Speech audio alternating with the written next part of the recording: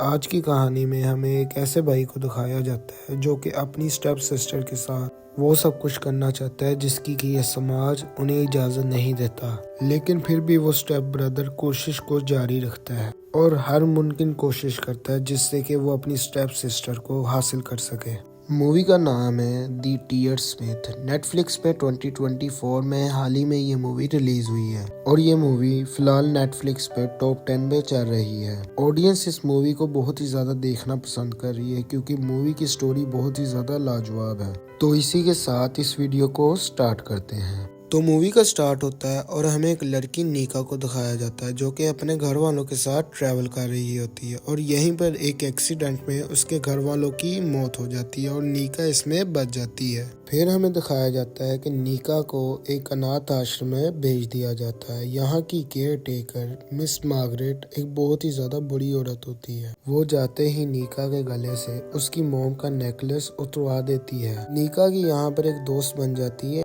एडेलाइन यहाँ पर बहुत ही टाइम से रह रही होती है क्योंकि कोई भी उसे अडॉप्ट नहीं करता उसकी लुक्स की वजह से। सबको एडेलाइन बीमार लगती थी। नीका एडेलाइन के साथ ही बड़ी हुई और वो दिन आ गया जब नीका को कोई अडॉप्ट करने वाला है।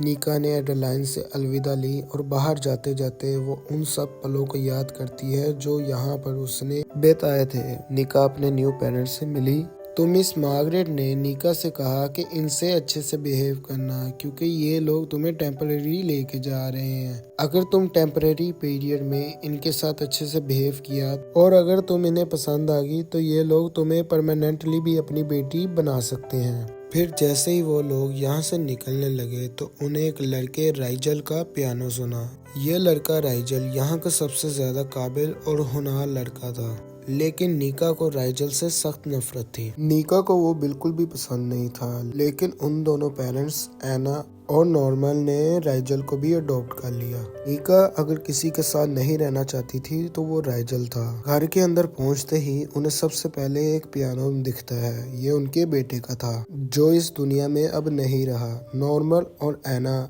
उन दोनों को अपने रूम्स दिखाते हैं। यहाँ पर हमें दिखा कि राइजल कुछ दवाइयाँ खा रहा है और राइजल अक्सर ही ये दवाइयाँ खाया करता था और राइजल के पास एक बॉक्स भी है जिसे उसने छुपा कर रख दिया। अब यहाँ पर नीका राइजल के पास आके कहती है, प्लीज कुछ भी बिगाड़ना मत, मैं चाहती हूँ कि अडॉप्शन अच्छे से हो। तो आगे से राइजल कहता है कि अगर तुम चाहती हो कि सब ठीक रहे तो मेरे पास मेरे कमरे में आगे से कभी मत आना। वो सभी खाना खाने बैठ जाते हैं, लेकिन यहाँ पर बात करते समय राइजल नीका को छूने लगा। नीका यहाँ से उठकर चली जाती है। राइजल भी उसके पीछे चला गया। वो नीका के पास जाके कहता है कि तुम्हें ऐसे नहीं जाना चाहिए था। तो आगे से नीका ने राइजल से कहा कि मेरे करीब आने की कोशिश मत करो क्योंकि तुम एक राक्षस हो। फिर नीका जाकर अपने कमरे में लेट गई और उसे याद आता है कि कैसे वो जब अनाथ आश्रम में रोती थी तो उन्हें कहा जाता था कि एक राक्षस आएगा और उन्हें उठा ले जाएगा। अभी एक खबर आती है कि राइजल की तबीयत फिर से बिगड़ गई। राइजल किसी बीमारी से जूझ रहा था और डर के मारे नीका उठ जाती है। अगले दिन नीका और राइजल स्कूल गए। यहाँ पर हर लड़की राइजल को ही देख रही होती है। नीका को भी एक लड़की बिली मिली जो कि उसे अपनी दोस्त मिकी से मिलवाती है।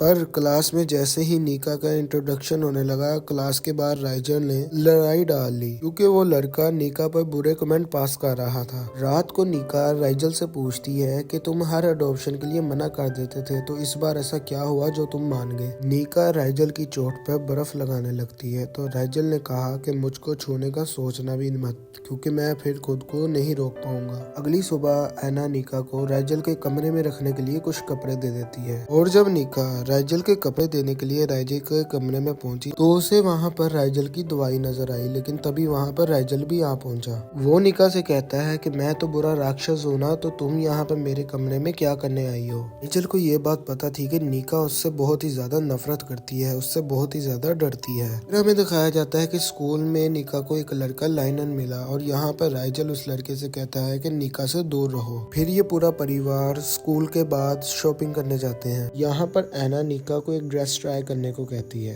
तो फिर जैसे ही नीका ट्रायल रूम में गई तो उसे अपने बचपन के कुछ फ्लैशबैक आने लगे और इस वजह से नीका बेहोश हो जाती है। इन फ्लैशबैक्स में हमें दिखाया गया इस फ्लैशबैक में हमें दिखाया गया कि मिस मार्गरेट ने बचपन में नीका को उसके अंधेरे के डर की वजह से उसे बंद कमरे में बांध कर रखा हुआ था, वो भी रस्सियों के साथ। इस बंद कमरे में नीका के पास सिर्फ एडेलाइन का एक हाथ ही होता जो उसे अंधेरे में सहारा देता। मिस मार्गरेट ने इनके साथ बहुत ज्यादा बुरा सलूक किया, जिसकी वजह से नीका पूरी तरीके से टूट चुकी थी। लेकिन अब नीका आजाद है क्योंकि नीका के पास अब अपना घर था। नीका को ऐना से पता चला कि आज गार्डन डे है, आज के दिन हर कोई अपने चाहने वाले को रोज देता है। तो फिर जब नीका स्कूल में जाती है तो वहाँ पर मिकी के लॉकर में बहुत से रोजेस थे। बिली के लॉकर में एक रोज था और नीका के भी लॉकर में एक रोज था, लेकिन वो भी ब्लैक कलर का। नीका ये रोज देख के ही समझ गई कि ये रोज राइजल ने ही दिया है। नीका ने जब राइजल से जाके पूछा कि ये रोज तुमने मुझे क्यों दिया, तो आगे से राइजल ने उसे कहा कि मैं तुम्हें कुछ क्यों ही दूंगा। और ये कहकर राइजल नीका के ऊपर चढ़ जाता है, लेकिन नीचे लाइनल नीका से मिलने आया हुआ था। राइजल ऊपर से ये सब देख रहा था। लाइनल और नीका एक साथ आइसक्रीम खाने चले गए। वो दोनों यहाँ एक दूसरे के बारे में बात करते हैं और इधर राइजल घर में सरदर्द से जूझ रहा था। और फिर राइजल बाहर उन दोनों को देखता है जो कि बारिश में भीगते हुए आ रहे थे। लाइनल यहाँ नीका के करीब आने की कोशिश करता है पर नीका अंदर आ गई। अंदर नीका ने राइजल को पियानो बजाते हुए देखा। कहीं ना कहीं नीका भी राइजल की तरफ अट्रैक्टिव थी। अंदर से नीका को भी ये बात पता थी कि राइजल में भी अच्छाइयाँ हैं, वो जितना बुरा दिखता है असल में वो उतना बुरा है नहीं। यहाँ पर राइजल का सर दोबारा से दुखने लग पड़ा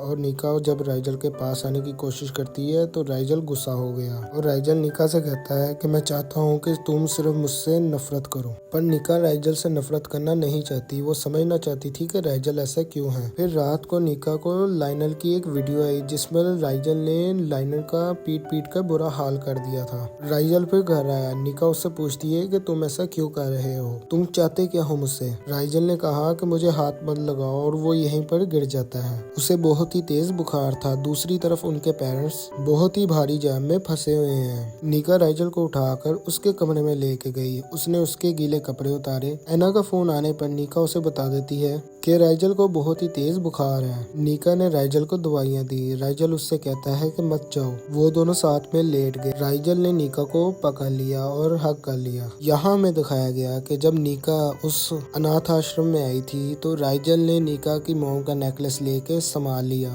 ताकि मिस मार्गरेट उस लॉकेट को ना ले। पर जब मिस मार्गरेट नीका को पनिशमेंट देने वाली थी तो राइजल ने अपना हाथ काट लिया ताकि नीका बचकर निकल पाए। ये सब बातें एडेलाइन को पता थी। उसे पता था कि राइजल नीका का नेकलेस संभाल कर बैठा है। राइजल बचपन से ही नीका को पसंद करता था पर वो चाहता है कि नीका सिर्फ उससे नफरत करे। इस वक्त ये दोनों एक साथ ही सोए हुए हैं। नीका उठी और नीचे उनके पेरेंट्स आ गए हैं, बट राइजल नहीं चाहता कि नीका उसे कहीं छोड़कर जाए। नीका फिर भी उठी। अब राइजल का बुखार उतर चुका था। नीका अपने कमरे में जाकर सोचती है कि ये सब क्या हो रहा है। उन दोनों ने फिर से एक दूसरे के साथ बोलना छोड़ दिया। नीका अब सिर्फ अपने दोस्तों के साथ ही रहती थी और ये सब पढ़ाई करने मिकी के घर गए। ये एक करोड़पति है और यहाँ पर नीका को पता चला कि मिकी बिली को पसंद करती थी और हर साल उसके लॉकर में रोज भी वही रखती है। पर मिकी अपने दिल की बात नहीं कहना चाहती। एक दिन घूमते हुए नीका को फिर से लाइनल मिला। वो कहता है कि मैं तुम्हें पसंद करता हूँ, पर नीका ने फिर से मना कर दिया और इन्हीं सब के बीच में उसका सामान गिर जाता है। इसमें राइजल का बर्थडे गिफ्ट था। नीका अपने घर पर पहुंची। यहाँ पर कई और गेस्ट भी आए हुए थे। यहाँ पर ये लड़की आसिया नीका से अच्छे से नहीं बोलती। राइजल भी उनके साथ बैठ गया। नीका की मोम ने नीका की दोस्त एडेलाइन को भी इस पार्टी में इन्वाइट कर लिया था। वो सभी राइजल का बर्थडे सेलिब्रेट कर लगे। ऐना ने उन्हें बताया कि हम तुम दोनों को ऑफिशियली अडॉप्ट कर रहे हैं, लेकिन ये सुनकर सिया गुस्सा हो गई। वो कहती है कि आप एलन की जगह ऐसे किसी को नहीं दे सकती। सिया ऐना के बेटे एलन की गर्लफ्रेंड थी। आसिया की बातों से ऐना और नॉर्मल दुखी हो जाते हैं। तो नीका और एडेलाइन भी बात करने लगे कि इन सबको नहीं पता कि हमारे साथ उस अनाथ आश्रम में क्या क्या हुआ है। एडेलाइन ने नीका को बताया कि हम मिस मार्गरेट की सच्चाई सबके सामने लाना चाहते हैं। और तुम्हारा बयान इसमें बहुत ही ज्यादा जरूरी होगा, क्योंकि मिस मार्गरेट ने सबसे ज्यादा टॉर्चर निका को ही किया था। पर निका दोबारा मार्गरेट का सामना नहीं करना चाहती। एडलाइन निका से अलविदा लेकर चली जाती है। वो जाते जाते राइजल के पास रुकी और उससे कहा कि निका को तुम सब कुछ सच क्यों नहीं बता देते, कि तुम उसके लिए ही यहाँ आए हो। और राइजल सच नहीं बताना चाहता। रात को निका ने राइजल को पियानो बजाते देखा। वो उसके पास जा कहती है, मैंने तुम्हें बर्थडे पे कुछ नहीं दिया, लेकिन अब जो भी तुम चाहते हो वो ले लो। राइजल कहता है जो चाहे वो दोनों करीब आ गए कि तभी वहाँ लायनल आ गया। वो निका को कहता है कि मैं तुम्हें राइजल के साथ नहीं देख सकता, तुम दोनों थोड़े दिनों में भाई बहन बनने वाले हो। उसने कहा कि मैं तुमसे प्यार करता हूँ, पर निका भागकर अंदर आ गई। यहाँ राइजल कहता है कि मैं तुम्हारे लिए ठीक नहीं हूँ। तो निका ने कहा कि मैं कहीं नहीं जा रही, मैं तुम्हारे साथ रहना चाहती हूँ। पर राइजल ने उसे वापस भेज दिया। वो कहता है कि तुम अच्छी जगह डिजर्व करती हो, मुझे नहीं, मैं सिर्फ तुम्हें तकलीफ दे सकता हूँ। अगली सुबह निका ऐना को बताती है कि आज उनके स्कूल में डांस पार्टी है। तभी बिली भी निका को लेने आ गई। तो ऐना राइजल से पूछती है कि क्या तुम नहीं जा रहे उस पार्टी में। तो राइजल ने आगे से मना कर दिया। राइजल यहाँ पर ऐना से कुछ कहना चाहता था, लेकिन नहीं कह पाया। यहाँ दूसरी तरफ निका को पता चलता है कि उसकी दोस्त बिली को लगता है कि उसे हर साल रोज कोई लड़का दे रहा था। यहाँ मिकी ने अपनी बात बिली को बता दी कि वो रोजेस मैं देती हूँ। बिली गुस्सा हो वहाँ से चलेगी। यहाँ पर राइजल भी घर छोड़कर चला जाता है। निका पार्टी में पहुंची। यहाँ पर बिली पीकर टुन हो चुकी थी। लायनल भी निका से हर चीज के लिए माफी मांगता है और उसने निका से डांस के लिए पूछा। तो दोनों डांस करने लगे और जाते जाते राइजल भी रुक गया। लायनल निका को साइड में एक कमरे में लेकर चला जाता है। वो उसे किस करने की कोशिश करने लगा, पर जब निका ने मना किया तो लायनल निका के साथ जबरदस्ती करना शुरू कर देता है। राइजल भी इस पार्टी में पहुंच चुका था और वो हर जगह निको को ढूंढने लग पड़ा। वो अंदर कमरे में पहुंच लायनल को निका से दूर करता है। लायनल उससे बचकर भाग निकला। निका राइजल को कहती है कि मैं तुम्हारे बिना नहीं रह सकती। उन्होंने अपने प्यार को एक्सेप्ट किया और जब वो दोनों वहाँ से निकलने लगे, लायनल गुस्से में अपनी कार उनके पीछे लगा देता है। लायनल उन्हें अपनी कार से टक्कर मारने वाला था, तो बचने के लिए नाइजल और निका उस ब्रिज से कूद गए। यहाँ पानी में डूबते हुए अंधेरे में निका को समझ आया कि वो हाथ हमेशा से राइजल का था। निका को एक हॉस्पिटल में होश आता है। उसने एडलाइन से ये बात कंफर्म की कि वो हाथ हमेशा से राइजल का था ना। तभी निका के पेरेंट्स यहाँ पर आ जाते हैं। निका राइजल के बारे में पूछने लगी तो डॉक्टर ने निका को बताया कि तुम दोनों बहुत ऊपर से गिरे, पर राइजल ने तुम्हें अपने शरीर से बचा दिया और राइजल अब कोमा में है। राइजल की पिछली बीमारी की वजह से चीजें और भी ज्यादा बदतर थी। यहाँ पर निका को पता चला कि राइजल ने उसके पास आने से पहले अडॉप्शन के लिए मना कर दिया था, तो अब उसकी कस्टडी मार्गरेट के पास है। निका को राइजल का छोड़ा हुआ वो नेकलेस मिला। निका इसे देखकर रोने लग पड़ी, पर मार्गरेट निका को राइजल को देखने तक नहीं देती। मार्गरेट राइजल की इस हालत का जिम्मेदार निका को ला रही थी।